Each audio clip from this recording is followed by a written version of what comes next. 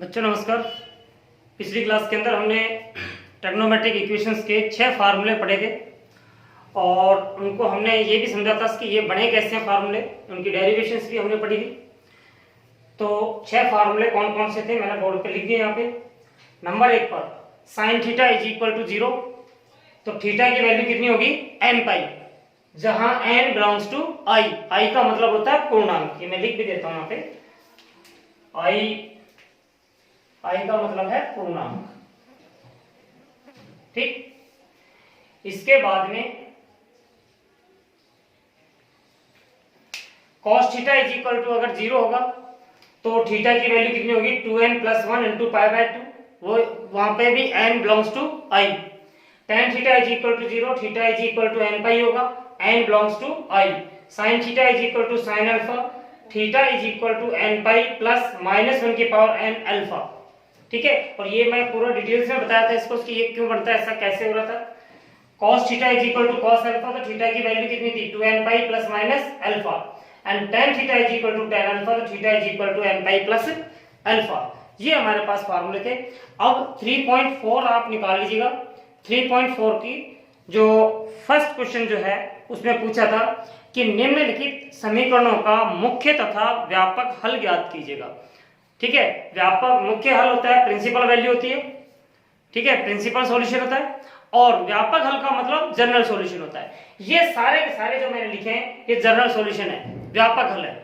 मुख्य मान क्या होंगे, 0 से 2 पाई के बीच में जो वैल्यू निकली होगी वो मुख्य मान होता है। लेकिन अगर हम यहाँ पे देखें, अगर इसकी जगह पे n लगा देते हैं और n बिलोंग्स टू i, इन सब के लिए ये कैसा हो जाता है, जनरल सॉल्यूशन हो जाता है, व्यापक हल हो जाता है। तो पहला क्वेश्चन देखते हैं हम कि tan x is equal to under root 3। देखिए फर्स्ट क्वेश्चन जो है हमारे पास, tan x is equal to under root 3, और इसके लिए हमें मुख्य मान और व्यापक हल दोनों निकालना है। मुख्य हल भी निकालना है और व्यापक हल भी निकालना है।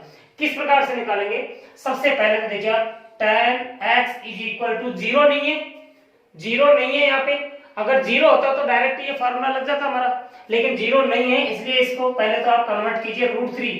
tan में कितने की वैल्यू होती है, tan पाई बाय 3 की, यानी कि tan 60 की वैल्यू कितनी होती है, अंडर रूट 3 होती है। अब इसके बाद देखिए आप, हमारा ये फार्मूला लग सकता है tan theta is equal to tan alpha वाला, लेकिन उससे पहले हम मुख्य मान निकालेंगे। तो मुख्य मान क्या होंगे, मुख्य मान tan x is equal to tan pi by 3 भी होता है, और tan x is equal to tan pi plus pi by 3 भी होता है। क्यों लिखा मैंने ऐसे दो तरीके से, देखिए जो first quadrant, second quadrant, third quadrant, first second third and fourth, tan x की वैल्यू कैसी यहाँ पे पॉजिटिव है। पॉजिटिव कहां पे होगी, या तो वो फर्स्ट क्वाड्रेंट में आएगा, या तो वो फर्स्ट क्वाड्रेंट में आएगा, या वो थर्ड क्वाड्रेंट में आएगा। इन दो में आ सकता है, या तो वो फर्स्ट में आएगा या थर्ड में आएगा। फर्स्ट क्वाड्रेंट के अंदर तो tan पाई बाय 3 हमने लिख ही दिया। थर्ड क्वाड्रेंट में कैसे चेंज करेंगे इसको, पाई प्लस पाई बाय 3, ठीक है। तो यहां से हमारे पास जो मुख्य मान जो होंगे ये tan x है, यहाँ पे tan x। तो यहां से x की वैल्यू कितनी आ गई, पाई बाय 3। यहां से x की वैल्यू कितनी आई हमारे पास, 3 और 1 4 पाई बाय 3। ये तो हो गया इसका मुख्य मान। अब बात करते हैं व्यापक हल की। व्यापक हल देखिए, tan x की वैल्यू कितनी है हमारे पास, tan पाई बाय 3, और tan theta is equal to alpha होगा तो थीटा की वैल्यू कितनी होगी, n पाई प्लस अल्फा। तो यहां से x की वैल्यू कितनी हो जाएगी, n pi plus alpha. Alpha की जगह पे कितना आ जाएगा, पाई बाय 3। तो ये इसका व्यापक हल है, जहां पर हम ये भी लिखेंगे कि n बिलोंग्स टू i, यानी कि पूर्णांक बदलते जाइए और x की वैल्यू बदलती जाएगी। यहाँ पे अनंत मान होंगे, इसके कितने मान होंगे, x के कितने मान होंगे, अनंत होंगे। यहाँ पर मुख्य मान तो सिर्फ 2 ही आ रहे थे हमारे पास, क्यों? क्योंकि 0 से लेकर के 2 पाई के बीच में ये वैल्यू निकालनी थी मैं। अब व्यापक हल क्या होगा, जनरल सॉल्यूशन क्या होगा कि अगर हम ऐसे राउंड करते जाएं, राउंड करते जाएं, राउंड करते जाएं, तो ये अलग अलग वैल्यूज निकलती जाएगी। तो यहाँ पर n की जगह पर आप पूर्णांक रखते जाइएगा, बहुत सारी वैल्यूज निकलेंगी, यानी कि अनंत वैल्यू निकलती है। ये इसका व्यापक हल होता है। यही फार्मूले हमने अप्लाई करने हैं, 6 फार्मूले इस पूरी एक्सरसाइज के अंदर। समझ में आ गया होगा। अब इसके बाद दूसरा क्वेश्चन देखते हैं।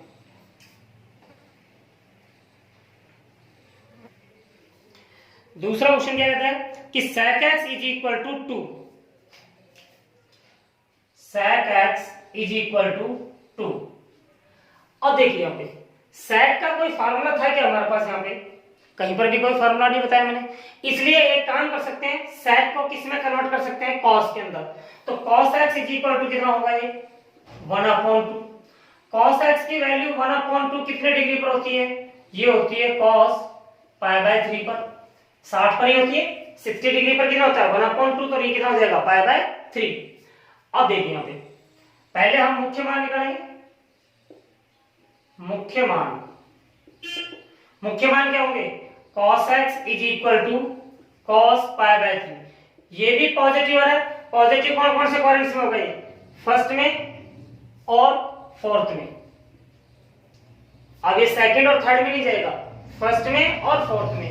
तो यानी कि फोर्थ क्वाड्रेंट में हम इसको ऐसे लिखेंगे, cos x is equal to cos 2 pi minus π/3, 2 pi minus π/3। इसका मतलब यहां से x की वैल्यू कितनी आ गई? π/3। यहां से x की वैल्यू कितनी आई है? 3 दूनी 6, 6 में से 1 जाएंगे तो 5 π/3।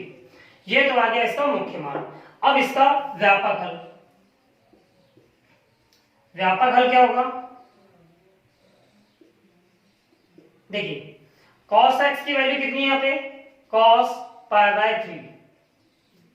देखिए यहाँ पे cos theta is equal to cos alpha है, तो थीटा की वैल्यू कितनी होगी? 2n pi plus minus alpha. तो x की वैल्यू कितनी आ जाएगी? 2n pi plus minus alpha, यानी कि ये वैल्यू होगी। यहां पर भी n का मान बदलते जाना, आपके पास वैल्यू आती जाएगी। ठीक, ये सेकंड क्वेश्चन था। थर्ड क्वेश्चन देखिए।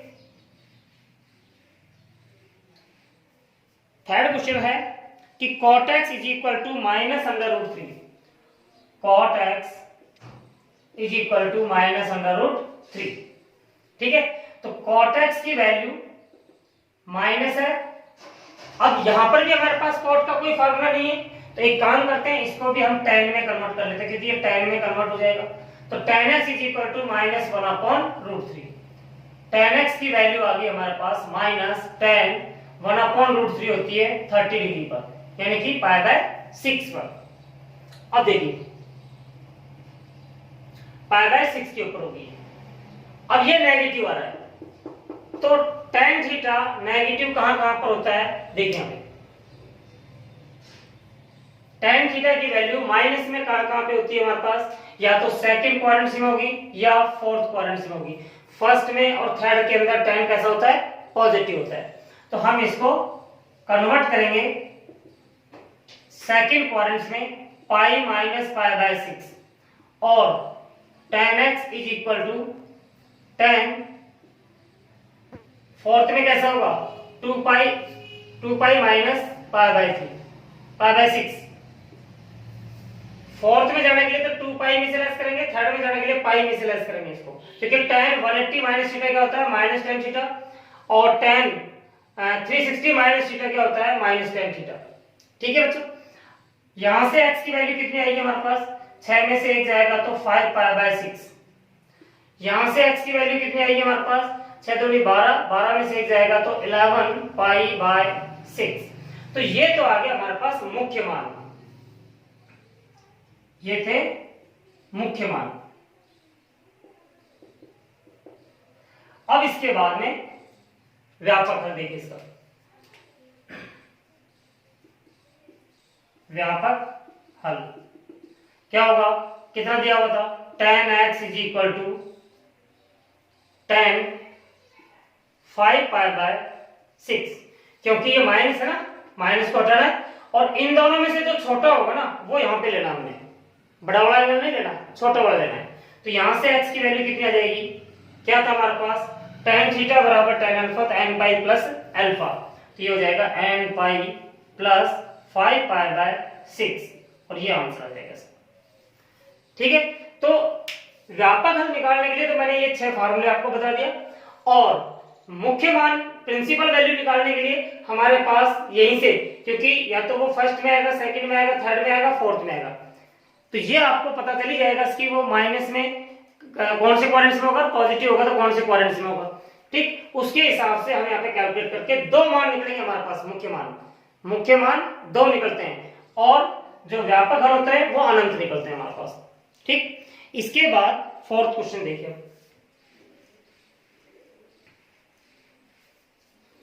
फोर्थ क्वेश्चन है हमारे पास कि cosec x is equal to -2, cosec x is equal to -2, तो कोसेक का भी कोई फार्मूला नहीं है हमारे पास, तो इसको भी हम साइन में बदल सकते हैं, इसको sine x is equal to -1/2।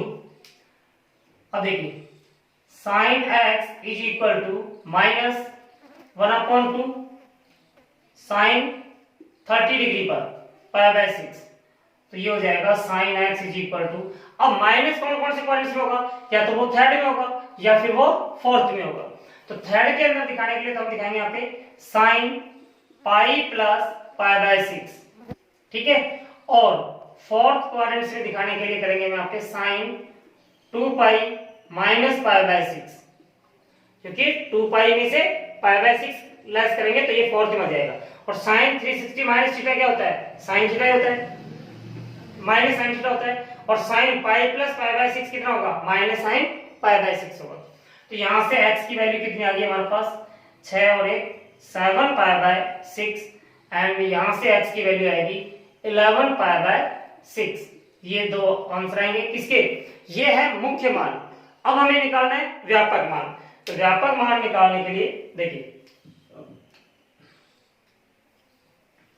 क्या दिया होता है हमें, sine x is equal to sine 7 π/6, छोटा वाला एंगल लेना इन दोनों में से, यही तो था इसकी वैल्यू, क्योंकि साइन 7 π/6 कितना होता है, -1/2, तो यहां से x की वैल्यू कितनी आएगी, देखिए यहाँ पे साइन थीटा बराबर साइन अल्फा है, तो थीटा की वैल्यू कितनी होगी, n पाई प्लस -1 की पावर n, और अल्फा कितना है 7 π/6, और ये आपका आंसर आ गया। ठीक है, ये 4 क्वेश्चन थे हमारे पास जो कि जिनके अंदर व्यापक और मुख्य मान पूछा है। अब इसके बाद 5 से लेकर के 9 तक के जो क्वेश्चन हैं उनके अंदर इसमें सिर्फ व्यापक हल पूछा है। अब व्यापक हल किस प्रकार से बताएंगे, देखिए पहले हमें उन समीकरणों को हल करना पड़ेगा, हल करने के बाद में फिर वो व्यापक हल बताएंगे। तो पहला हमारे पास cos 4x is equal to cos 2x, cos 4x is equal to cos 2x, ये था question number 5। cos 4x is equal to cos 4, ये तो सीधे सीधा फार्मूला बन रहा है हमारे पास, cos theta is equal to cos alpha. तो कैसे निकालेंगे, 4x की वैल्यू कितनी होगी यहाँ पे 2n pi plus minus 2x, क्योंकि अल्फा कितना है यहाँ पे 2x है, तो 2 वैल्यू निकलेंगे यहाँ से, 4x is equal to 2n pi plus 2x and 4x is equal to 2n pi minus 2x। हमें वैल्यू किसकी निकालनी है, x की, तो x को आप इधर ट्रांसफर करेंगे तो ये बच जाएगा 2x is equal to 2n पाई, यहां से 2x को इधर लेके आएंगे तो ये 6x हो जाएगा is equal to 2n pi. x की वैल्यू यहां से कितनी आ जाएगी n पाई, और x की वैल्यू यहां से कितनी आएगी 1/3 n पाई।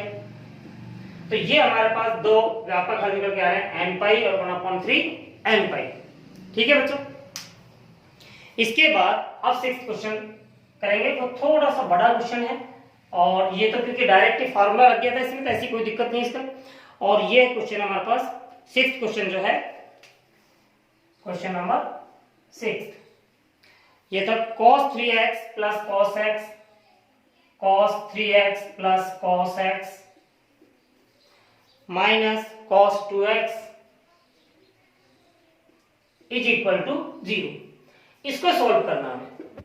सॉल्व करने के लिए आप देखिए हमें कुछ फार्मूले लग रहे हैं क्या, क्योंकि ये इनमें तो कन्वर्ट हो नहीं रहे हमारे पास, तो सबसे पहले इनमें कन्वर्ट करने की कोशिश करेंगे। देखिए cos A plus cos B का फार्मूला यहाँ पे लग सकता है। क्या होता है फार्मूला, मैं यहाँ पे लिख देता हूं कि cos x plus cos y is equal to twice of cos x plus y by 2 cos x minus y by 2। ये फार्मूला होगा इसका, cos x plus cos y का। ठीक, अगर हम इसका फार्मूला लगाते हैं यहाँ पे, तो यहाँ पे 1x है, यहाँ पे 2x है।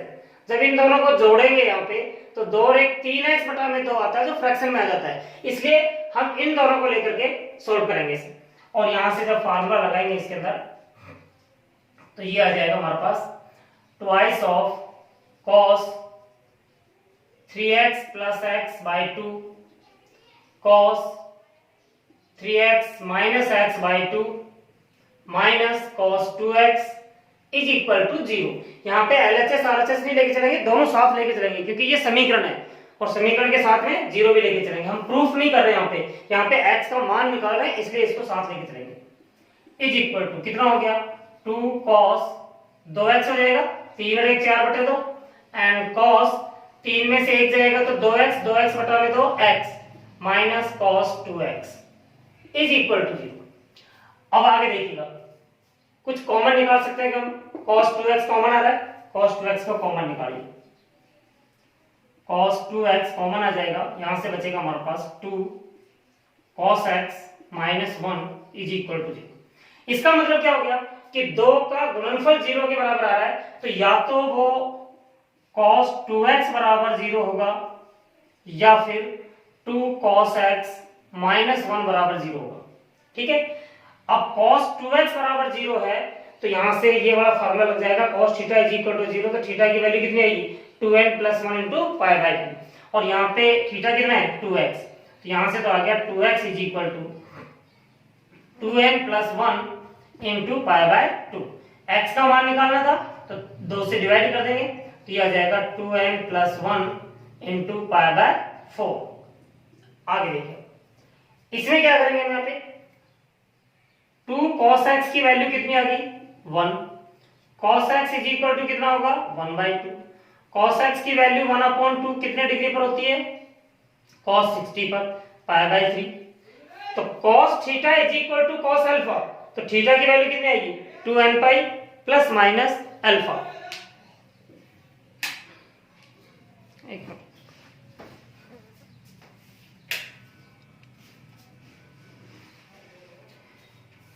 कितनी आ जाएगी हमारे पास cos x is equal to cos pi by 3, क्योंकि cos 60 की वैल्यू कितनी होती है 1/2। ओके, तो यहां से x की वैल्यू कितनी आएगी हमारे पास, देखिए यहाँ पे cos theta is equal to cos alpha 2n pi plus minus alpha, तो यानी कि 2n pi plus minus alpha pi by 3। तो एक आंसर हमारे पास ये आ गया, एक आंसर ये आ गया हमारे पास। इस प्रकार से करके ये 2 आंसर आ गए।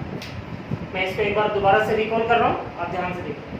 cos 3x cos x minus cos 2x is equal to 0 है, तो सबसे पहले हम इन दोनों के अंदर, क्योंकि इसे सॉल्व करना है, हमें सॉल्व करना है, तो सबसे पहले इन दोनों में फार्मूला लगाया है।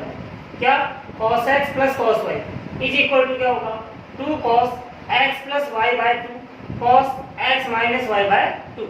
तो यहाँ से आ गया हमारे पास कितना 2 cos x plus y by 2 cos x minus y by 2 minus cos 2x is equal to 0। इसको सॉल्व किया 2 cos 3 और 1 4 बटा में 2 2x, 3 में से 1 जाएगा 2x बटा में 2x माइनस cos 2x बराबर 0।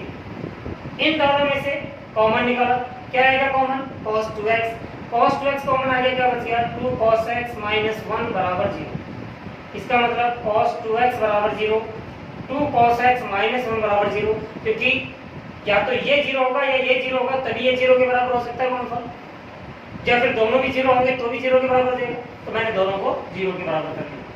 cos 2x बराबर 0 होगा, cos 2x बराबर 0 होगा तो 2x की वैल्यू कितनी आएगी 2n plus 1 into pi by 2, 2n plus 1 into pi by 2। x का मान कितना जाएगा 2 से डिवाइड कर दो। इधर क्या बन रहा है 2 cos x माइनस 1 बराबर 0, 2 cos x बराबर 1 को इधर ट्रांसफर कर लेंगे। cos x is equal to कितना होगा 1/2। इट मींस cos x की वैल्यू 1/2 कितने डिग्री पर होती है 60 डिग्री पर होती है, तो यानी कि π/3। तो x इज इक्वल टू कितना आ गया 2n पाई प्लस माइनस π/3, क्योंकि 2n pi plus minus alpha हो रहा था, cos theta is equal to cos alpha होगा। ठीक है, इसके बाद 7th क्वेश्चन देखिएगा।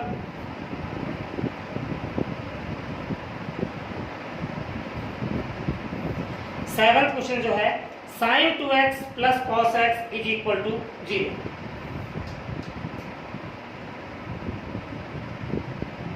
sin 2x plus cos x is equal to 0। क्या कर सकते हैं, इसमें तो फार्मूला भी नहीं लग सकता।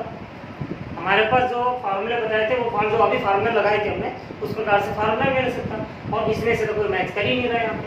तो एक काम करते हैं, sin 2x का फार्मूला लग सकता है यहाँ पे, क्या 2 sin x cos x plus cos x था यहाँ पे बराबर 0। दोनों में से कुछ कॉमन आएगा, ये सारा क्या है cos x आएगा तो क्या बचेगा 2 sin x plus 1 is equal to, इसका मतलब क्या हो गया, इन दोनों का गुणनफल 0 के बराबर आ रहा है।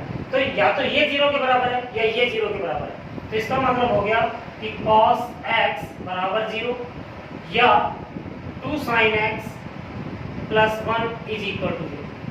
तो यहाँ से cos x की वैल्यू 0 होगी तो थीटा की वैल्यू कितनी आएगी 2n प्लस 1 इंटू π/2। एक आंसर तो ये आ गया, इसको सॉल्व करते हैं।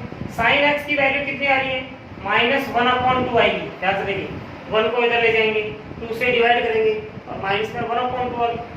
sin x की वैल्यू 1/2 कितने डिग्री पर होती है 30 डिग्री पर होती है, लेकिन बाहर माइनस आ रहा है, तो माइनस आ रहा हो तो कौन से क्वाड्रेंट में जाएगा, ये जाएगा थर्ड में या फोर्थ में। लेकिन व्यापक हल निकालने के लिए कौन सा एंगल लेते हैं हम, छोटे वाला एंगल लेते हैं। तो छोटे वाला एंगल तो यहाँ पे होगा हमारे पास, ये तो बड़ा हो जाएगा, तो यहाँ पे लेंगे तो कितना होगा sin x is equal to sin pi plus π/3, यानी कि थर्ड क्वाड्रेंट में पहुंचाने के लिए पाई प्लस π/3। तो यहाँ से sin x बराबर कितना आ गया 3 और 1 4 π/3, सॉरी sin 4 π/3, sin 4 π/3। अब sin x is equal to sin theta is equal to sin alpha, तो थीटा की वैल्यू कितनी होगी n पाई प्लस -1 की पावर n अल्फा। तो यहाँ से x की वैल्यू कितनी आएगी n पाई प्लस -1 की पावर n ऑफ अल्फा 4 π/3। ये हमारा आंसर होगा। समझ में आ गया होगा, कुछ नहीं करना। sin 2x का तो था 2 sin x cos x हो जाएगा प्लस cos x था ही, दोनों में से cos x कॉमन आ रहा है, 2 sin x plus 1 is equal to 0। तो cos x is equal to 0 या 2 sin x प्लस 1 बराबर 0। cos x की वैल्यू 0 होगी तो x की वैल्यू कितनी आएगी 2n प्लस 1 इंटू π/2। यहाँ से sin x की वैल्यू कितनी आएगी -1/2, और 1/2 कितने डिग्री पर होती है π/3 पर, माइनस में आ रहा है थर्ड क्वाड्रेंट में sin pi plus π/3। sin x is equal to कितना हो गया sin 4 π/3। अब sin theta is equal to sin alpha, तो ये वाला फार्मूला लग जाएगा n पाई प्लस -1 की पावर n इंटू अल्फा। ठीक है, इसके बाद 8th क्वेश्चन देखिए।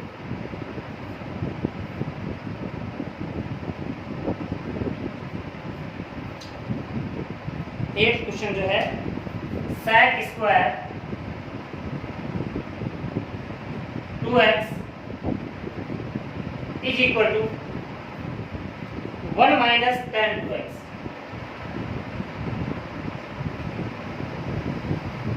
1 माइनस tan 2x क्या कर सकते हैं इसके तरफ, देखिए sec स्क्वायर जो है इसको हम tan में बदल लेते हैं। तो tan में बदलेंगे तो कितना आएगा, ये आएगा हमारे पास 1 plus tan square 2x is equal to 1 minus tan 2x। जब हमें कोई फार्मूला नहीं मिल रहा है तो हम अपने हिसाब से सोचते हैं कि इसके अंदर ये फार्मूला लगा के देखते हैं कि आपका हो ही जाए। तो sec स्क्वायर 2x के अंदर 1 प्लस tan स्क्वायर 2x लगाया, 1 माइनस tan 2x। यहाँ पर 1 से 1 कैंसिल हो रहा है, देखिए ये 1 से 1 कैंसिल हो जाएगा, 1 से 1 कैंसिल होगा तो tan 2x को उधर ले आओ, यहाँ पे आ जाएगा tan square 2x plus tan 2x is equal to, common कितना है tan 2x,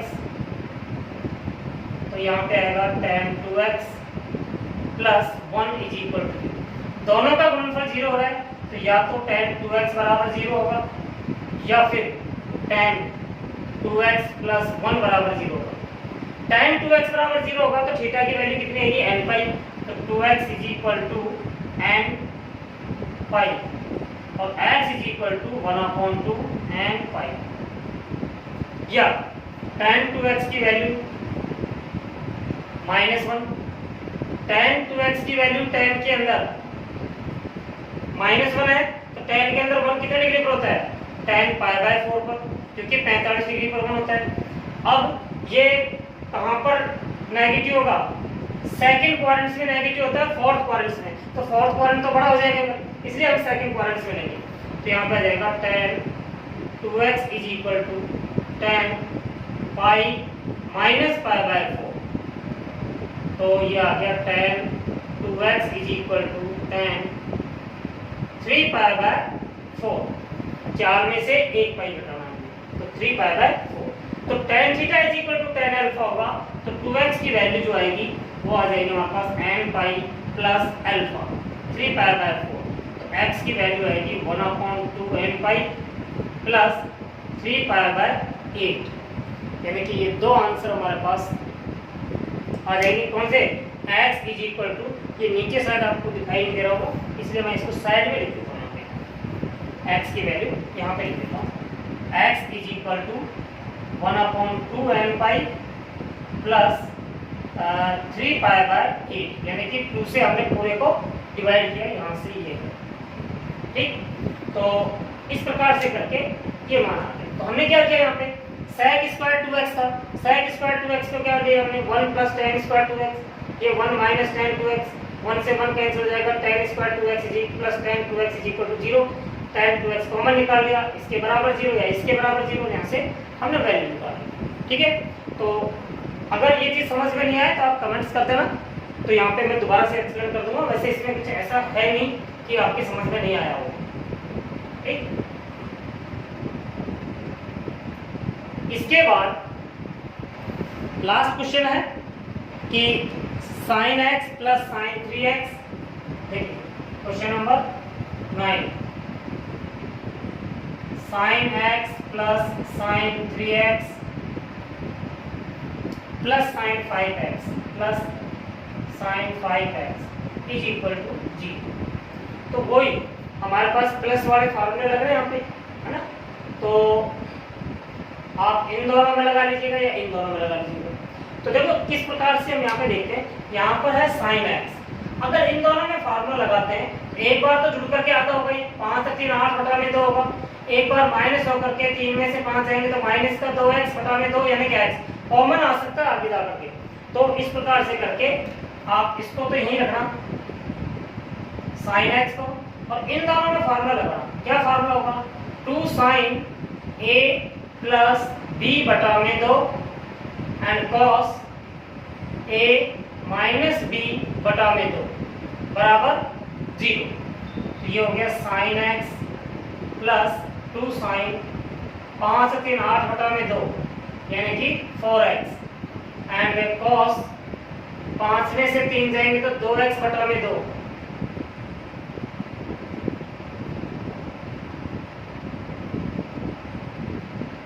2x बटा में 5 में से 3 जाएंगे तो 2x बटा में 2 यानी कि माइनस x बराबर 0।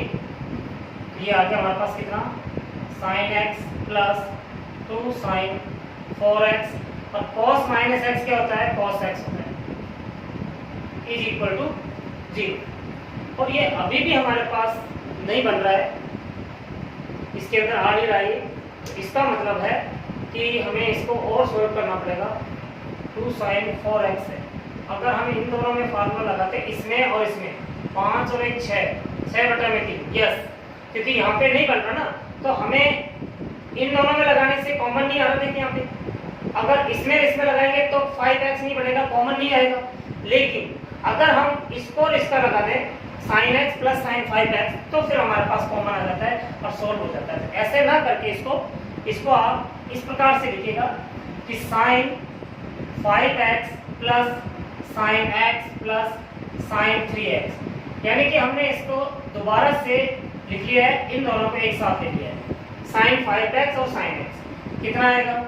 ये आ जाएगा 2 साइन a प्लस b बटा में 2 and cos a minus b बटा में 2 plus sine 3x is equal to 0।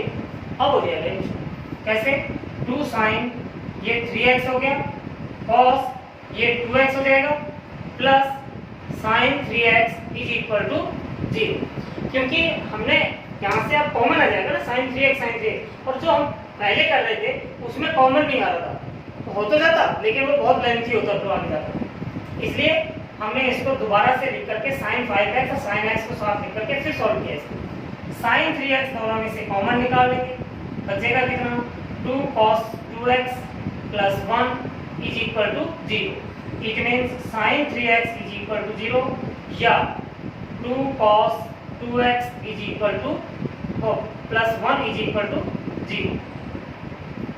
Sine 3x की वैल्यू 0 के बराबर होगी तो 3x कितना होगा? n पाई।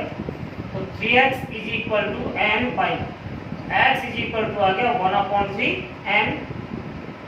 n पाई। यहां से देखिए 2 cos 2x की वैल्यू कितनी होगी यहाँ पे? -1। cos 2x की वैल्यू -1/2, cos 2x की वैल्यू -1/2। कितने डिग्री पर होता है cos के अंदर? π/3 60 पर होता है। माइनस में है तो cos x माइनस में कहाँ जाएगा? फर्स्ट क्वाड्रेंट में। तो फर्स्ट क्वाड्रेंट में कैसे लिखेंगे हम इसको? cos 2x is equal to cos pi minus π/3, और ये आ जाएगा cos 2x is equal to cos, 3 में से एक जाएगा तो 2π/3। अब यहाँ पे देखिए आप cos theta is equal to cos alpha, cos theta is equal to cos alpha होगा, मैं इधर कर रहा हूँ उसको, तो ये आ जाएगा हमारे पास 2x is equal to 2n pi plus minus alpha, 2n pi plus minus alpha कितना है? 2π/3। x का मान कितना आएगा? 2 से डिवाइड कर देना, n पाई प्लस माइनस π/3। एक आंसर हमारे पास ये आ गया, एक आंसर ये आ गया। इस प्रकार से करके हम इस क्वेश्चन को सॉल्व कर लेंगे। यहाँ पर सिर्फ इतना सा ध्यान रखना, क्योंकि दो को जोड़ करके घटा करके देख लेना कि कुछ कॉमन आ सकता है कि नहीं आ सकता, क्योंकि यहाँ पे x है, यहाँ पे 3x है, यहाँ पे 5x है। अगर इन दोनों को जोड़ते हैं तो 4x होता है, घटाते हैं तो 2x बचता है। ठीक, इसको और इसको जोड़ते हैं तो 5 और 3 8x बटा में 2 यानी कि 4x, घटाएंगे तो यहाँ पे माइनस का 2x बटा में 2 यानी कि x बचता है। और अगर इसको इसको लेते हैं तो फिर 3x कॉमन आ जाता है हमारे पास, यहाँ पे साइन 3x कॉमन आ जाएगा, उसके बाद में तो ये सॉल्व हो जाएगा।